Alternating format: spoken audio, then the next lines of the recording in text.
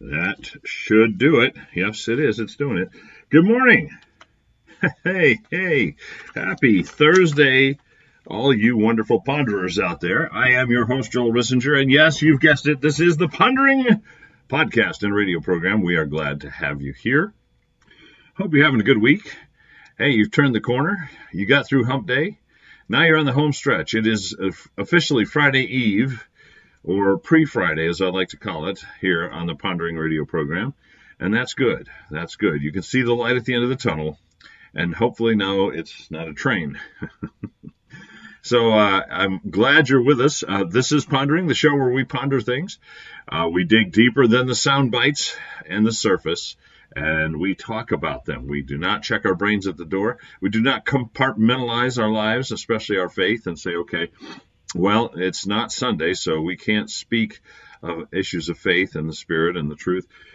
We don't put our work in one box and our politics in another box and our religion in a third box. No, they are integrated, driven by our faith and what we believe, because our very identity, if we're Christians, is in Christ. So every weekday, 7:30 to 7:50 or so a.m., we are here live streaming on Facebook and recording for podcast on demand on multiple venues, including Spreaker, iHeartRadio, iTunes, and others as well. And so if you're listening to us live, welcome. You can comment right here in the live stream on the Pondering Radio page of Facebook.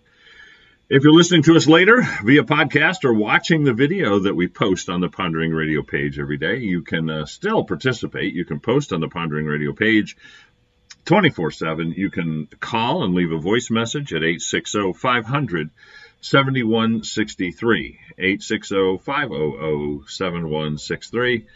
Again, 860-500-7163. You can do that anytime, 24/7. And lastly, you can also email ponderingradio@gmail.com. Is that address? ponderingradio@gmail.com. So, hey, great study last night of 1 Corinthians. We're now heading into chapter 3 next week. It's still not too late to join us and Zoom in if you'd like to. We would love to have you. We jokingly call Zoom our Hollywood Squares approach to life groups and Bible study, where people can just click a link, pop right in via their laptop or phone or other devices, and when you look at your screen, you see all the little faces in rows like Hollywood Squares, the old show. And you can join in, talk back and forth, participate just like you're sitting in the room with us. Or you can come live to Susie's home, actually. One of our regular listeners here on Pondering. She hosts. She's the hostess with the mostest. Great coffee, good snacks in Hartford. So we're happy to have it there. And then just zoom it out to everybody anywhere who wants to be part of that study. And it is easy. If you want it, just email Joel, Joel, at lifewaych.com. Lifewaych.com. Joel at lifewaych.com. And I will send you the link. You click the link, 7 o'clock Wednesday night. Boom! You're in there, and that's it. It's a piece of cake. If I can do it, you can do it over there. You know what I'm saying? So that's that. We had a great one last night, and I want to continue that and looking forward to it. So I wanted to make sure I mentioned that. And I mentioned LifewayCH.com. That is the website for Lifeway Church. If you want to find out more about Lifeway, our sponsor, you can go there. You can also call the church office with questions, comments. We do have a ride service on Sunday mornings if you need a ride. That number is 860-436-9216. 860-436-9216. And we have a couple of services Sunday morning that are exactly identical, so you won't miss anything if you choose one or the other. We are there at 9:30 and 11:15 a.m., those two service times, 9:30 and 11:15 a.m. There's a coffee house, cafe, time in between, and of course before and after as well, for any of you that would like to take part in the snacks and the good coffee in that nice cafe hub, as we call it, the hub atmosphere. All right. Excuse me. Whew. I don't have a mute button, so you had to deal with that sneeze. I apologize.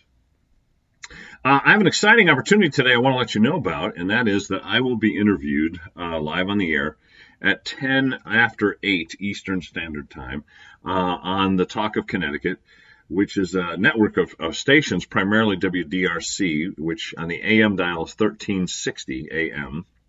1360 AM by Gary Byron, our old friend and former co-host of this show when we were on the radio daily live ourselves. Gary's going to have me call in. And the subject I thought you would find interesting, and I would love to hear your thoughts, ponderers, because it may play into what I say to him. Gary wants to talk about why evangelical Christians in particular often support Donald Trump. And the reason that's a question is because, Donald Trump is not perfect. Go figure. Far from it, right? And his past is in some ways very sordid. Comments he's made about women, possible affairs he's had. I say possible because, there are accusations he denies. But nonetheless, he is crass. He fights back. He calls names and does a lot of things that we would not teach or encourage. He has done things that we wouldn't teach or encourage. So why is it that so many of us, again, not all evangelicals by any means, but many of us do support him? Why is that? And so he wants to talk about it. And I'll tell you what, there are two major areas that I want to hit on with this, if we have time, in terms of answering that question. One is that as Christians, we believe in grace, right? And so we understand from various reports that President Trump has relatively recently, become a Christian. And now, I'm sure many people on the left and maybe others, even other evangelicals, might even question that, whether he really has become a Christian or he's just faking it to get votes or something. And only God knows someone's heart, no matter who they are, right? I personally take at face value when someone tells me that they've accepted Christ. I give them the benefit of the doubt. I believe it.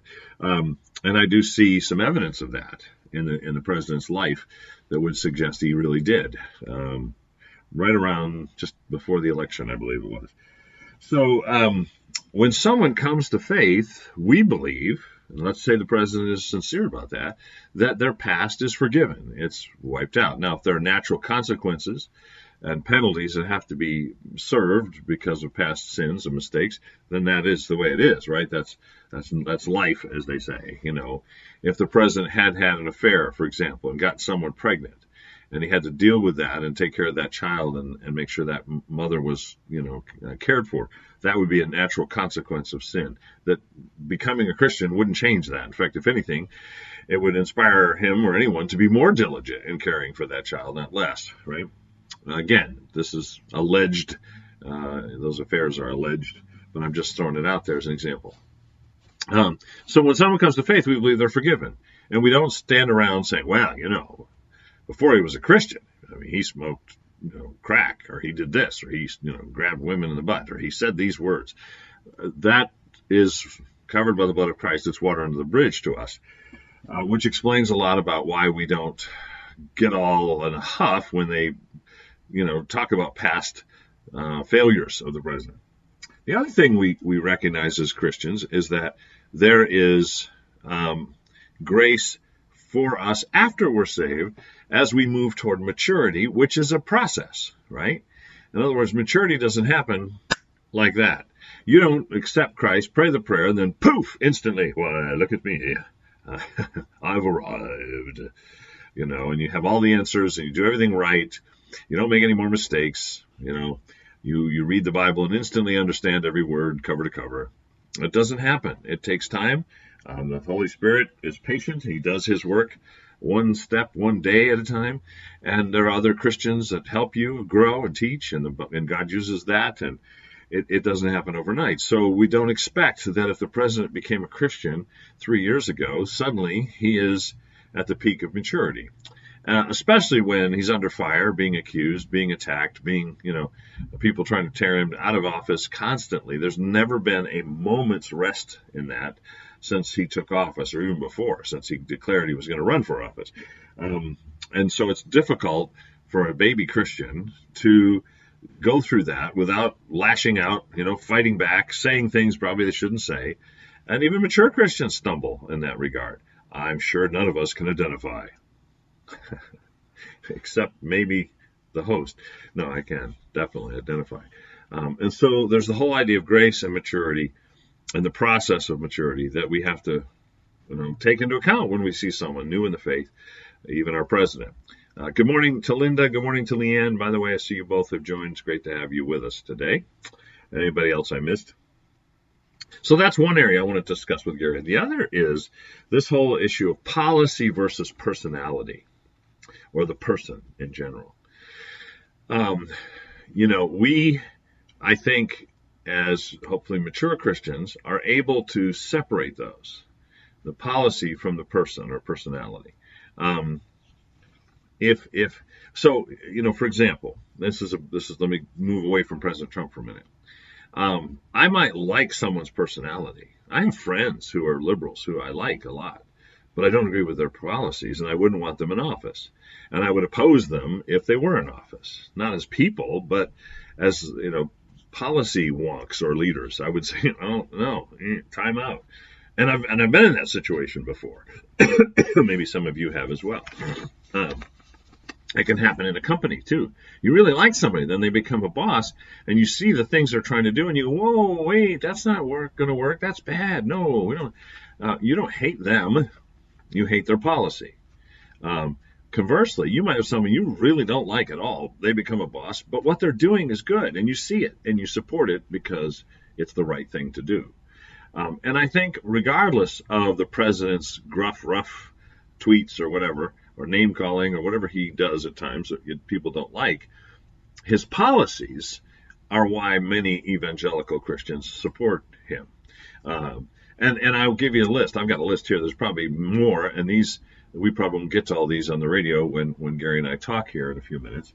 But I will hit some of them. Some of the key ones are life, the sanctity of life, the president's support for the right to life, and his stand against abortion on demand, and even infanticide, which is a very frightening element of the Democratic platform now in many states, where people, they want the ability to kill the baby, even if it is born alive. If there's an attempted abortion, the baby survives, they want to be able to put it down like an animal if mommy doesn't want it. And that's just evil, pure evil. And it flies in the face of even their own definition, which I would argue is flawed biblically, but they say that life begins at birth. Well, if that's true, then you shouldn't kill that baby if it survived and is born. But some are saying, yes, we can. Yes, we should. The president is staunchly supportive of right to life, and that alone warrants our support as evangelical Christians. Also, his support of Israel. We know how God feels about his people, Israel. They're still his people, Israel. Even though many of them haven't accepted the Messiah, Jesus. Some have. Jews for Jesus, for example. Other messianic movements are out there. But even though many have not, or the majority have not, he still loves them. His promise is still for them in many places, and they're still living in the benefits of some of those promises being in their homeland. But the anti-Semitic comments and policies of the liberal left are things that we cannot, as Christians, get behind. And the president has supported Israel every time there's been a conflict or a need or a situation, even to the point of saying, no, Jerusalem's their capital. We're going to recognize that and help them move it there, and that's what we're going to see as the capital of this nation. And I thought that was a great move on his part. Again, how could we not support that policy? The Christian work ethic as a policy and as an approach. Under the capitalistic economy that we have, the idea that if you work hard and you do your job and so forth, you have an opportunity to get ahead and succeed. And if you don't work and you choose not to, then you don't succeed, and there are penalties that go with that. That is a biblical concept. Paul said it this way: if a man will not work, he didn't say could not, right? Because there are provisions, Old and New Testament, to care for those who can't work, widows and those who are injured or sick. We're supposed to care for them, no question about it. But Paul said if a man will not work, neither should he eat them. That's pretty harsh, right? That's scripture, guys. And yet the liberal left, the socialist platform says, no, everybody eats and everybody gets the same share, whether they work or not. And as Christians, we can't get behind that. Ergo, we do get behind Donald Trump, who promotes that Christian work ethic. Freedom versus bondage. That's a big one. That's kind of an umbrella thing, but it's a general statement that applies to all the various amendments to the Constitution, whether it's we're talking about freedom of speech, whether we're talking about right to bear arms, whatever it is. We believe in freedom. Paul said it this way: it is for freedom that Christ has set you free. Therefore, stand in it and let no man take it from you. He also said there's neither Jew nor Greek, bond nor free, male nor female. All are one in Christ. And so that idea of freedom for all men, the right to life, liberty, the pursuit of happiness, as our Constitution puts it, those are biblical New Testament ideas that we are behind, and the folks on the progressive side of the fence are not. And so how can we support that? We can, but someone like Donald Trump, who totally supports those ideals, is someone we can get behind as a leader. National security and sovereignty versus globalism. Now, we've talked about this one on the program before, and so I won't go into it too deep, but the reality is that the globalist agenda that President Obama trumpeted and pushed really hard and made a lot of ground in that direction, feeds right into the prophecies of Revelation. Open borders, global economy, not local economy, bring down successful nations like the United States so that it's, quote, fair, and there's a global socialistic mindset. And definitely don't let Christianity take a dominant place. You don't want anyone who proselytizes or says they're right. Rather, we're all the same. We have one world religious system, which was becoming quickly Islam, because the Muslims don't play second fiddle. They don't go along with. They don't believe in ecumenism. They don't believe that in freedom of religion. There's one religion to them, and that's it. And you either submit to it or you're out of here. That's what Muhammad taught. So the one world power, the one world government, the one world religious system, open borders, all that plays into the prophetic scheme of Revelation. It ends in destruction and devastation until Jesus comes and wipes it all out and sets up the fullness of his kingdom. Well, as Christians, we don't support anything that feeds into that dark side, even though we know it's inevitable eventually. Rather, we understand the value of taking care of the innocent, having borders, having national security, et cetera, and an economy based on Christian work ethic, too, as I mentioned before. Another one is traditional marriage versus same-sex marriage and same-sex union. And we could take that all across the board with all kinds of other aberrant sexual behaviors and identities, and having 5, 6, 8, 10, whatever it is now, sexual identities or designations that people can choose. Not, and it's almost to the point where we don't have any more letters. It used to be LGBTQ, whatever it was. Now we don't have enough because of all the different sexual identities people can have. There have to be new names for all these interrelationships and combinations that people have. Well, the Bible's clear. We're clear. One man, one woman, sex in that marriage and only in marriage. And again, that is something that the president supports as opposed to legislation contrary to it. The gospel versus ecumenism, which really turns out to be Islam. Ecumenism says all faiths are the same, we all go to the same place. And again, Islam says, oh, yeah, okay, but we are really the true religion, so you need to join us or else. And the ecumenical movement feeds into that power base of Islam around the globe. And we see that in Europe and other places. As Christians, we don't support that. We believe that we should be able to share the gospel. We want to see people believe the gospel. We don't believe they should be forced to accept the gospel. But on the other hand, we don't want to be forced to not share it either. And the president backs that idea. And then the whole idea of stewardship of the earth, as opposed to neo-paganism. Now, what do I mean by that? Well, a lot of people don't realize that the global warming, the environmentalist movement, animal rights movements are all, whether they realize it or not, they meaning people that are involved in those things, a lot of times they don't see it. But what's behind them is neo-paganism, the worship of creation, not the creator, right?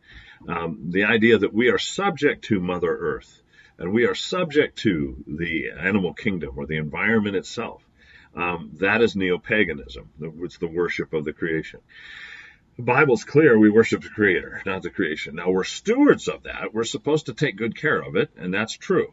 And I have no problem with those concepts. But make no mistake, guys, what's being promoted, preached in our media and by many politicians goes far beyond taking care of our environment or animals or anything else, to the point of us being subservient to those things, to the point of even extinction if necessary in order to preserve the planet. That is not a godly concept, and our president does not support those things, recognizing that we need to, yes, take care of the environment, but not be ruled by it. We don't need to see people starving in order to say we saved a snail darter, from being caught in a mesh filter for irrigation out in California. That's just ridiculous. And he's right about that, as are others who support what I would call stewardship policy as opposed to neo-paganism and environmentalism. So those are just a few things that I think are critical that explain why the president, despite his weaknesses at times, gets the support of people like me. And I know that not everybody agrees with that, and I understand. But my point to people who don't is this. Do you know why you don't agree with what I just said? Have you thought it through? Or are you just listening to CNN and going, man, he's bad, we got to get rid of him, he's bad, bad, bad. So what's our alternative? Bernie Sanders? A flagrant socialist communist who really is a multimillionaire on the backs of people who've supported him politically. And I was listening to Elizabeth Warren's story yesterday or the day before about a starving college student, not starving, but poor college student who had come up to her, and all of the candidates on that side are all socialists, basically. She said, this student came up and said, well, I'm a poor college student. I have $6 in my account, but I'm going to give you $3 to support your campaign because I believe in you and I believe in what you're saying.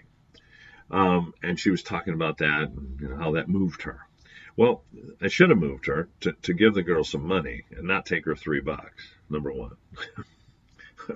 If it's true, that should have been the first response. But in classic socialist style, she took the $3, even though she's worth $12.3 million and has multiple, luxury homes.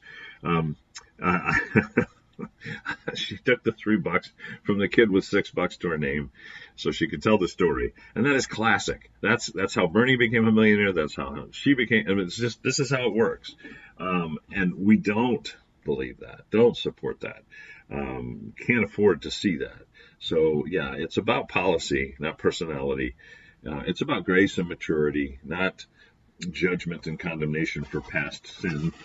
And that's why many of us, at least myself and others like me, I suppose, would support Donald Trump the way we do. So I hope that's helpful. If you want to tune in, we'll be on in about 15 minutes, a little less than that.